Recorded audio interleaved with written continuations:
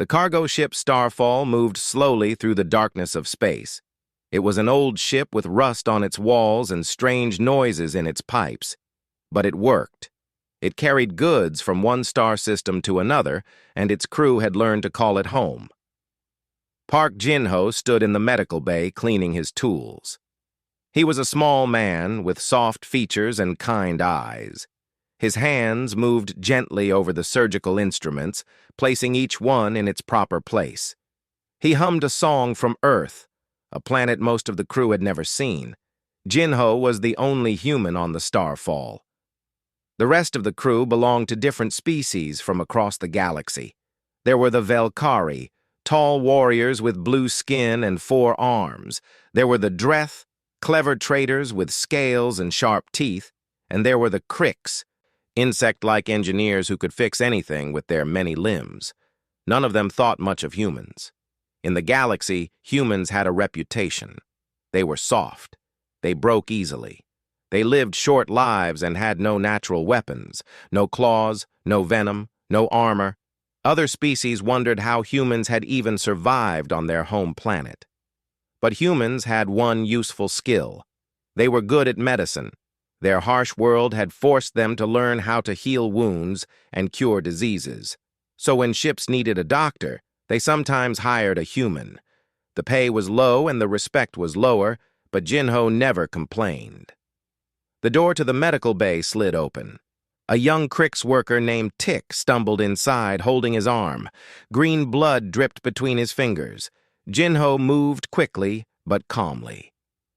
He guided Tick to the examination table and helped him sit down. "What happened?" Jin-ho asked. His voice was soft and warm. Cutting tool slipped. Tick clicked. His mandibles trembled with pain. "I was careless." "It is okay. Let me see." Jin-ho examined the wound. It was deep, but it had missed the major vessels. He cleaned it gently, applied a healing gel, and wrapped it with care. His hands never shook. His movements were smooth and certain. "You will be fine," Jin-ho said with a small smile. "Rest for 2 days. No heavy lifting." Tick looked at the human with something like wonder. "You are very calm, doctor. Does nothing frighten you?" Jin-ho's smile remained, but something flickered in his eyes. Something old and distant. "I have learned that fear does not help," he said simply. "Now rest." Captain Rova watched from the doorway.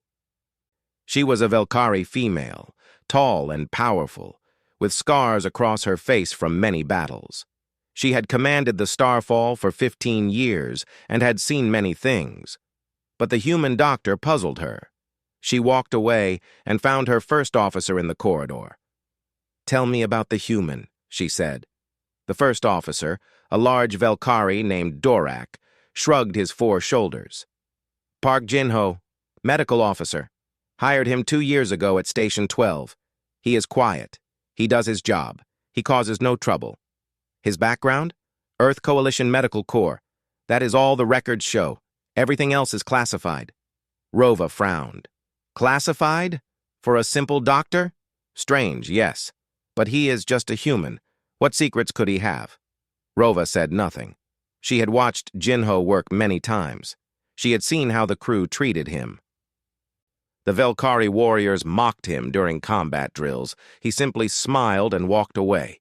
A drunk Dreth trader once shoved him against a wall. He apologized and left without a word.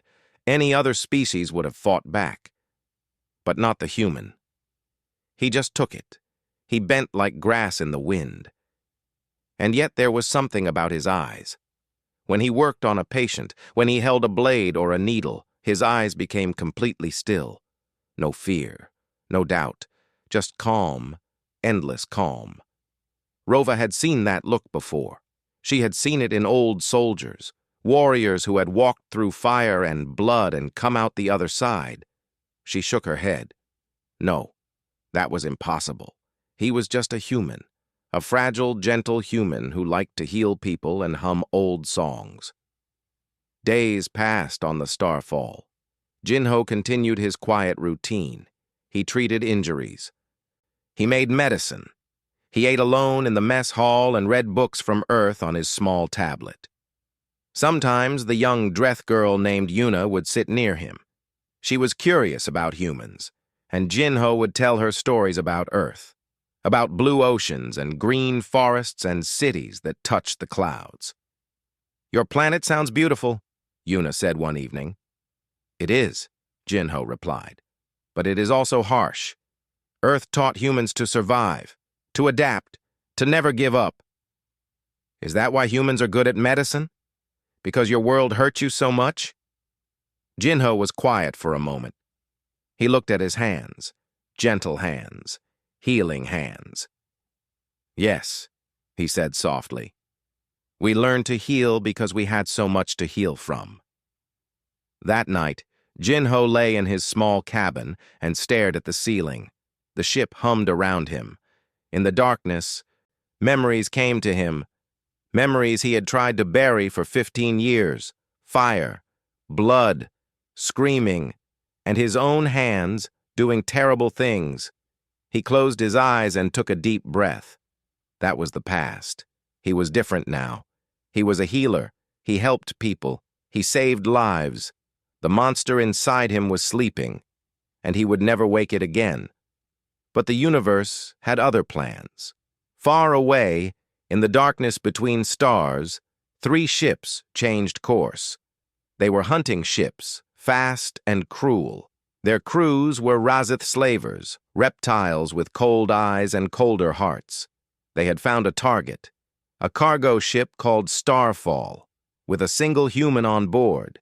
The alarm screamed through the starfall like a dying animal. Red lights flashed in every corridor. The ship shook as something hit it hard. Park Jinho grabbed the edge of his medical table to stay on his feet.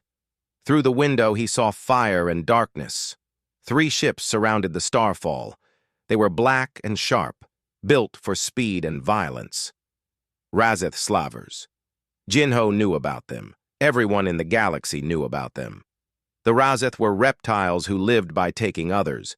They attacked ships, captured crews, and sold them to mining colonies in the outer systems. Life as a Razeth slave was short and painful. The ship shook again. The lights flickered and died, then came back dimmer than before. Captain Rova's voice came through the speakers. "All crew to battle stations. We are being boarded. Fight for your lives." Jinho moved quickly. He grabbed his medical bag and ran toward the sound of fighting. In the main corridor, he found chaos. Velkari warriors clashed with Razeth soldiers. Plasma bolts flew through the air. Bodies fell. The Velkari were strong and brave, but there were too many Razeth. For every slaver they killed, 3 more came through the boarding tubes. The reptiles moved with cold efficiency. They did not fight with anger. They fought like machines. Jinho saw Dorak, the first officer, fall with a plasma wound in his chest. He saw Crick's workers cut down as they tried to flee. He heard screaming from every direction. Then he saw Captain Rova. She stood at the center of the corridor, fighting with all 4 arms. Her blade moved like lightning. 3 Razeth lay dead at her feet. But a plasma bolt caught her shoulder and she fell to her knees. Jinho ran to her. He grabbed her arm and pulled her toward the medical bay. She was heavy. But fear gave him strength. Behind them, the Razeth were finishing off the last defenders. He dragged her through the medical bay door and sealed it shut. The lock engaged with a heavy click. Outside, he could hear clawed feet on metal floors, hissing voices, laughter. Rova looked up at him. Her face was pale from blood loss. "Human?" she gasped. "Why did you save me? You should have run." Jinho pressed a bandage against her wound. "Running would not help. They would find me. They always find everyone." "Then we are dead." "Maybe." Jinho worked quickly on her wound. His hands were steady. His breathing was calm. Rova watched him with confusion. Any other person would be shaking with fear. But the human doctor looked almost peaceful. A cutting beam appeared on the medical bay door. The Razeth were burning through. Orange metal began to glow and melt. "Doctor," Rova said, I am sorry. Sorry for how my crew treated you. You deserved better." Jinho did not answer. He was staring at the door. Something was changing in his face. The softness was fading. The gentle smile was gone. The door exploded inward. 7 Razeth soldiers stepped through the smoke. Their leader was a tall commander with golden scales and a cruel smile. He looked around the room and saw the wounded Velkari captain. Then he saw Jinho. The commander laughed. It was an ugly sound. "A human," he said. "The soft ones. I have heard about your kind. You break so easily, but you last long enough in the mines." He gestured to his soldiers. "Take them both. The female will sell well. The human will work until he dies." Jinho stood slowly. He positioned himself between the Razeth and Captain Rova. He had no weapon. He had no armor. He was small and thin and looked like he would fall over in a strong wind. "I am going to give you one chance," Jinho said.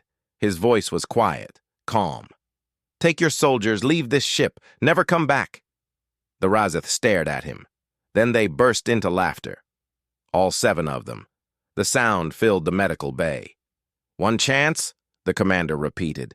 "Little human, do you know how many species I have conquered, how many warriors I have killed, and you think you can threaten me?"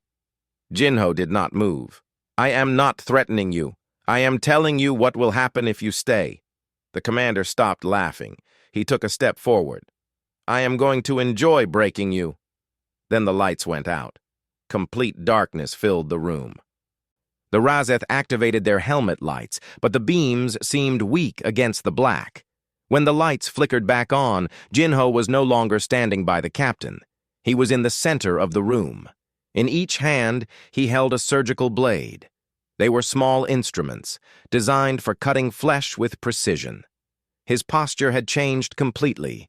He stood loose and balanced, like a predator ready to spring. His shoulders were relaxed. His knees were slightly bent.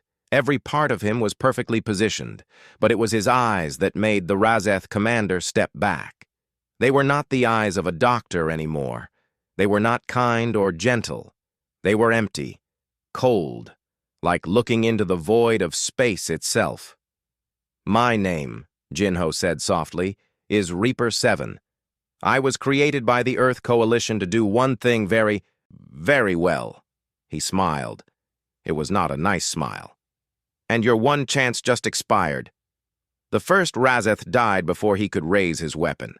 The second died reaching for his comm unit. The third and fourth fell together, their throats opened by blades that moved too fast to see. Captain Rova watched in shock. The human moved like nothing she had ever seen. He flowed between the Razeth like water around stones. Every movement was perfect. Every strike was fatal. In 8 seconds, 7 Razeth lay dead on the floor. Jinho stood among the bodies. Blue blood dripped from his hands. He was not even breathing hard. He looked at Rova. For a moment, his eyes were still cold and empty. Then, slowly, something human returned to them. "Stay here," he said. "Lock the door behind me. I have work to do." He walked out into the corridor, toward the sounds of screaming. The Reaper had awakened. The corridors of the Starfall became a hunting ground. But the Razeth were not the hunters anymore. Park Jinho moved through the ship like a ghost. He made no sound. He left no warning.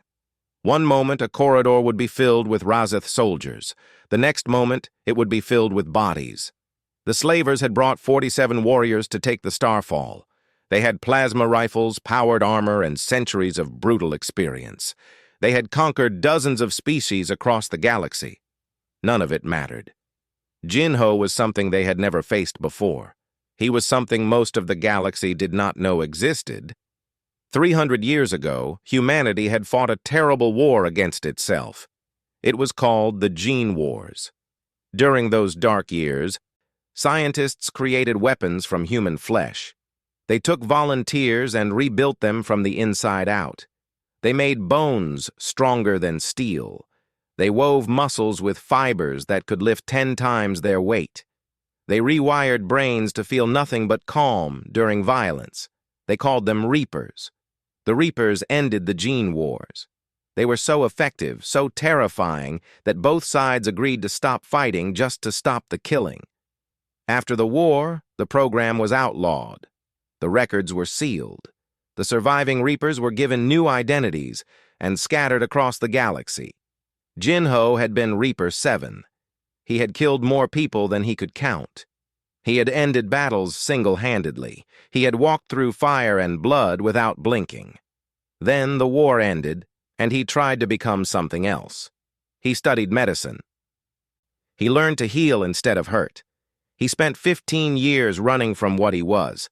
But the body remembers. The training never fades. And when the people he cared about were in danger, the monster woke up. In the cargo bay, 6 Razeth soldiers set up a defensive position. They had heard the screaming on the comm channels. They knew something was wrong. They pointed their weapons at every door and waited. Jin-Ho did not use the doors. He came through the ventilation system, dropping silently behind their line. Before they could turn, he had triggered the magnetic clamps on the cargo containers. Heavy metal boxes flew across the room and crushed 3 soldiers against the wall. He vented the atmosphere in one section, suffocating 2 more. The last soldier he killed with his bare hands. He took their weapons. Not because he needed them, because it was efficient. In the engine room, an elite Razeth squad waited for him. These were not regular soldiers. They were trained killers, the best the slavers had. They wore heavy armor and carried the deadliest weapons. Jin-Ho walked in through the front door. They fired at him. Plasma bolts filled the air. But Jin-Ho was not where they were shooting. He moved between the shots like he could see them coming. He grabbed a welding torch from the wall and used it like a sword. Armor melted. Soldiers screamed. When it was over, Jin-Ho stood alone in the engine room. The elite squad lay around him in pieces. He checked his body. 2 burns on his left arm, a cut on his shoulder, minor damage. He had taken worse. He kept moving. In the ventilation shaft above Corridor 7, a young Dreth named Yuna pressed herself against the metal and tried not to breathe. She had hidden there when the attack started. She had been too scared to move, too scared to help. Now she watched through a grate as Jin-Ho passed below her. He was covered in blue Razeth blood. It dripped from his hands and stained his medical uniform. His face was calm. His breathing was steady. He walked with the easy grace of someone taking a morning stroll. But his eyes were wrong. They were empty, cold. They were the eyes of something that had forgotten what mercy meant. Yuna had talked with this man. She had listened to his stories about Earth. She had thought he was kind and gentle and maybe a little sad.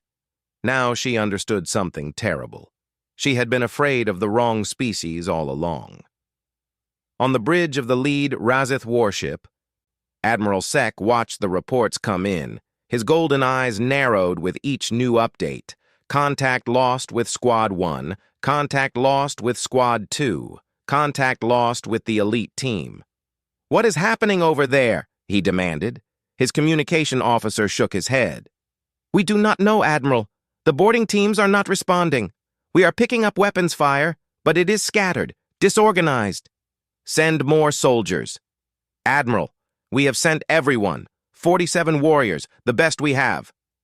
Sek slammed his fist on his command chair. "Then what is killing them?" The comm channel crackled. A voice came through.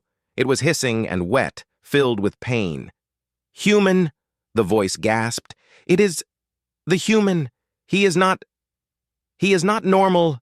He is—" The voice cut off with a gurgling sound. Sek stared at the comm unit. A human? That was impossible. Humans were the weakest species in the galaxy. They were prey, not predators. They could not fight. They could not kill. But his soldiers were dying. One by one, the signals on his tactical display went dark. The starfall was becoming a graveyard. Back on the cargo ship, Jin-Ho finished his work. The last Razeth soldier fell at his feet. The corridors were silent now. The fighting was over. He stood in the center of the ship and listened. He heard crying from a storage room. Survivors. He heard groaning from the medical bay. Captain Rova, still alive. He heard the hum of the enemy ships outside, waiting for warriors who would never return. Jinho looked at his hands. They were red and blue with mixed blood, his own and theirs. For 15 years he had kept the monster caged. For 15 years he had been kind and gentle and good. Now the cage was open, and he was not done yet. He walked to the airlock. Through the window he could see the lead Razeth warship. The admiral was in there, the one who had ordered this attack, the one who would have sold his friends into slavery. Jinho smiled his cold, empty smile. "Time to send a message," he said. He stepped into the boarding tube and headed for the enemy ship, alone. Admiral Sek had prepared for the human. He had watched the tactical feeds from the starfall. He had seen his soldiers die. He understood now that something terrible was coming for him. So he prepared. He ordered his remaining crew to set traps in every corridor. Explosive charges, automated turrets, kill zones where plasma fire would cut down anything that moved. He gathered his personal guards around him on the bridge, 12 of his best warriors, armed with the heaviest weapons they had. Then he waited.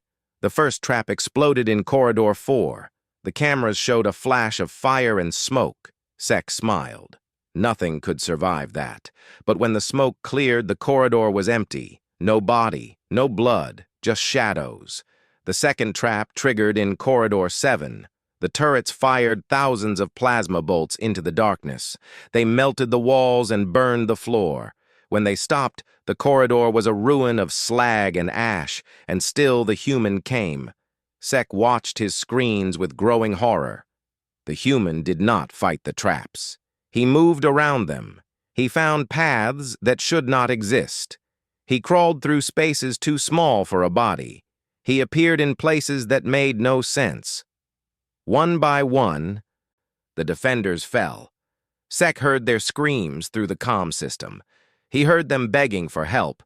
Then he heard them stop. "How is this possible?" he whispered. "He is just a human, just a soft, weak human." His communication officer looked at him with fear in his eyes. "Admiral, the records, the classified files. There are stories about Earth, about what they created during their wars, about soldiers who were not really soldiers anymore." "Fairy tales," Sek hissed. "Stories to scare children." "Then what is killing our crew?" Sek had no answer. The lights on the bridge flickered. Every guard raised their weapon. Every eye watched the doors. They came from above. The ceiling panel exploded downward, and Jinho dropped into the center of the room. He landed in a crouch, already moving. The guards fired, but he was not there. He was beside them, behind them, between them. He moved like nothing they had ever seen. He took their weapons and used them against their owners. He broke bones with his bare hands.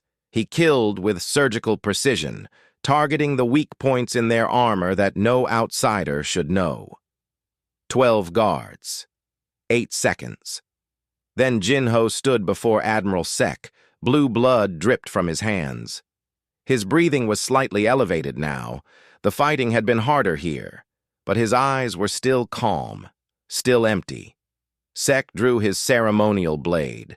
It was ancient, passed down through generations of his family. He held it before him with shaking hands. "Stay back," he hissed. "I am Admiral Sek of the Razeth Empire. I have conquered worlds. I have crushed armies. I will not be killed by a human." Jinho tilted his head. He looked at the blade like it was interesting. "You attacked my ship," he said. His voice was quiet, soft, almost gentle. "You hurt people I care about. You were going to sell them into slavery. They are just aliens, just cargo. That is how the universe works. The strong take from the weak." "I agree," Jinho said. "The strong do take from the weak."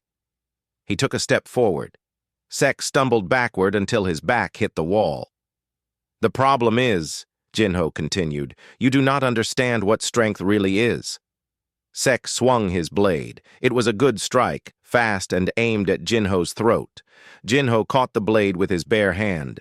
Blood ran down his fingers, but he did not seem to notice. He twisted, and the ancient weapon shattered into pieces. Then he grabbed Sek by the throat and lifted him off the ground. "Please!" Sek gasped. "Please. I will give you anything. Wealth, ships, territory. I can make you powerful. I can make you rich." Jinho looked at him with those empty eyes. "I do not want your wealth. I do not want your power.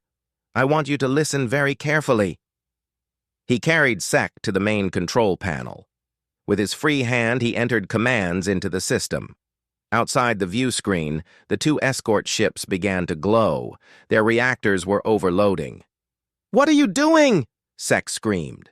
"Sending a message." The escort ships exploded. Twin balls of fire lit up the darkness of space. Hundreds of Razeth crew members died in an instant. Jinho dropped Sek to the floor. The Admiral crawled backward, tears streaming down his scaled face. "Why?" he sobbed. "Why did you spare me? Why not kill me too?" Jinho crouched beside him. When he spoke, his voice was different, softer, almost sad. "Because someone needs to survive. Someone needs to go back to your people. Someone needs to tell them what happens when they prey on the helpless." He stood and walked toward the door. At the threshold, he stopped and looked back. "Tell them the humans sent a message. Tell them we are not what we seem.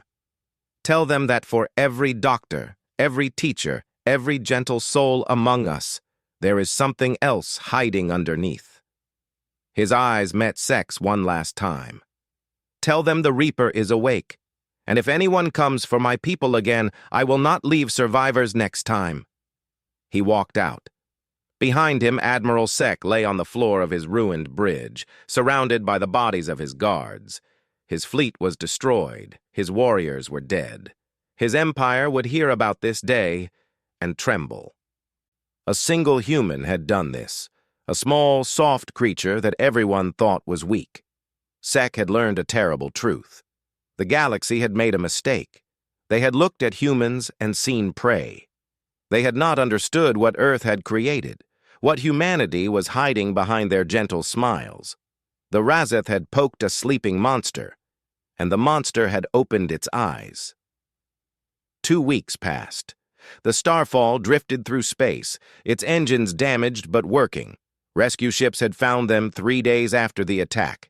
They had expected to find bodies. They had expected to find a slave ship picking through the wreckage. Instead, they found survivors, wounded, traumatized, but alive. And they found 47 dead Razeth scattered across 2 ships. The story spread quickly. A cargo vessel had been attacked by slavers. A single human had killed them all.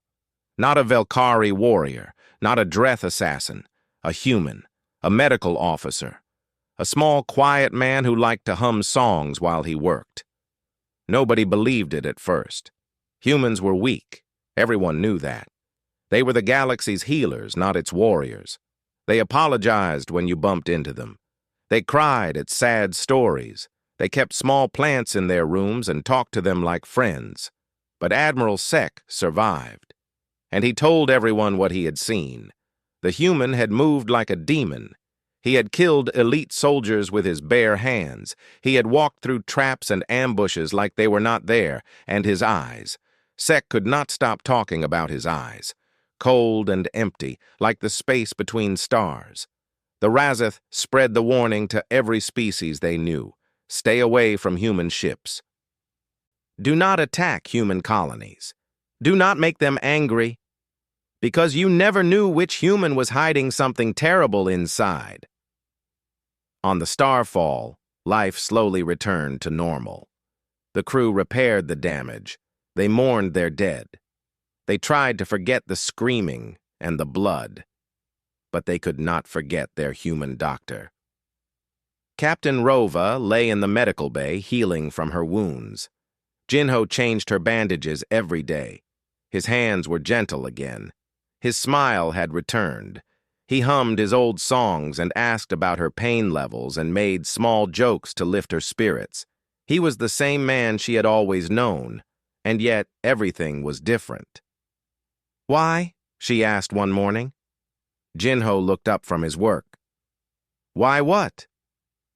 "Why did you hide what you are? You could have told us. We would have treated you differently. We would have respected you." Jinho was quiet for a long moment. He finished wrapping her bandage before he answered. "Respect earned through fear is not real respect," he said. "I did not want to be feared. I wanted to be useful. I wanted to help people. But you are a weapon, the most dangerous thing I have ever seen." Jinho nodded slowly. "Yes, I was made to be a weapon. They took me when I was young and broke me down and built me back up. They removed everything soft and filled the empty space with violence." He held up his hands. The same hands that had killed 47 Razeth in a single night. "But being strong is easy. Killing is easy. Any monster can destroy. I know because I was a monster for a long time." He looked at Rova with gentle eyes. "Choosing to heal is harder. Choosing kindness when you have the power to be cruel. Choosing to build instead of break. That is the hardest thing in the universe, and that is what I wanted to be. Not a weapon, a healer." Rova stared at him. She had commanded soldiers for 30 years. She had met warriors from 100 species. None of them had ever said anything like this. "But you still killed them," she said. "When they attacked us, you became the weapon again." "Yes," Jinho admitted, "because some things are worth fighting for. Some people are worth protecting. I will never start a fight, but I will always finish one." He smiled. It was a sad smile, full of old pain. "The monster never really dies. He just sleeps, and sometimes when the people I love are in danger, I let him wake up. Then I put him back to sleep and try to remember who I want to be." In the mess hall, the crew gathered for meals like they always had, but now they saved a seat for Jinho. They asked him to join their conversations. They listened to his stories about Earth. The Velkari warriors who had mocked him now nodded with respect when he passed. The Dreth traders who had pushed him around now stepped aside and lowered their eyes. The Krix engineers brought him gifts and asked for his advice. They did not fear him. Not exactly, but they understood now that he had protected them. He had risked everything to save their lives, and they would never forget that. Yuna, the young Dreth girl, found Jinho in the observation deck one evening. He was staring at the stars, his face peaceful. She sat beside him without speaking. For a long time, they just watched the universe drift by. "I was scared of you," she finally said. "When I saw what you did, I thought you were a monster." Jinho nodded. "I understand. I am sorry you had to see that. But then I thought about it more, about how you saved us, about how you only hurt the people who were trying to hurt us." She looked at him with bright eyes. "You are not a monster. Monsters do not apologize. Monsters do not feel sorry." Jinho smiled.